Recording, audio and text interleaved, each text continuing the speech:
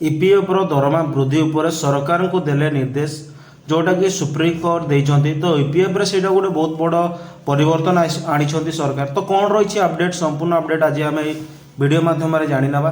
Channel नुआ कर आसते चैनल को लाइक करदे और सब्सक्राइब करदे ये भाव सर्वप्रथम नोटिफिकेशन पाइबा। तेज चलतु संपूर्ण अपडेट आज आम वीडियो माध्यम जानी ना।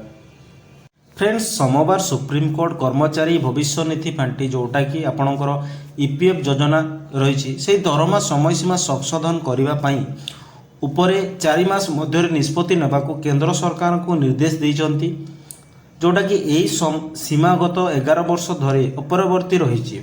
जोटा कि सामाजिक कर्मी नवीन प्रकाश एवं नैटालिया द्वारा दायर एक आवेदन उपर विचारपति जेके जोड़ा रही महेश्वरी एवं एसएस चांदुकर खंडपीठ यही निर्देश देइछंती। आवेदन अनुଯାयी कर्मचारी पई सामाजिक सुरक्षा योजना जोड़ा एवं परिचालना करुथुबा कार्यकारी भविष्य निधि पांठी संगठन जोटा कि आपणकर ईपीएफ रही 15,000 रु अधिक मासिक आय थिबा कर्मचारी योजना बाद दिए। जोटा कि दरमा परिवर्तन 70 वर्ष धरी मन इच्छा हो आसुची। तेबे आवेदनकारी अखिल प्रवण सतवेद एवं नहर राठी युक्त होते यही देशर अनेक स्थान में निम्नलिखित मंजूरी यही सीमा अतिक्रम करने सत्वे ईपीएफ दरमा समय कौन परिवर्तन करा बहुसंख्या कार्यकारी सामाजिक सुरक्षा और भविष्य निधि पांठी लाभरू वंचित रही।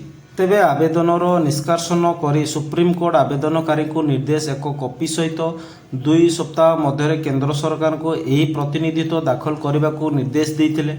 किंतु सरकार 4 मास मध्य निष्पत्ति नेबा उचित। आवेदन में जुक्त दि जाइथिला गत 70 वर्ष मध्य जो मजूरी सीमा संशोधन मन इच्छा हो आसुची एवं केतेक समय यह 13 रु 14 वर्ष व्यवधान परे रही।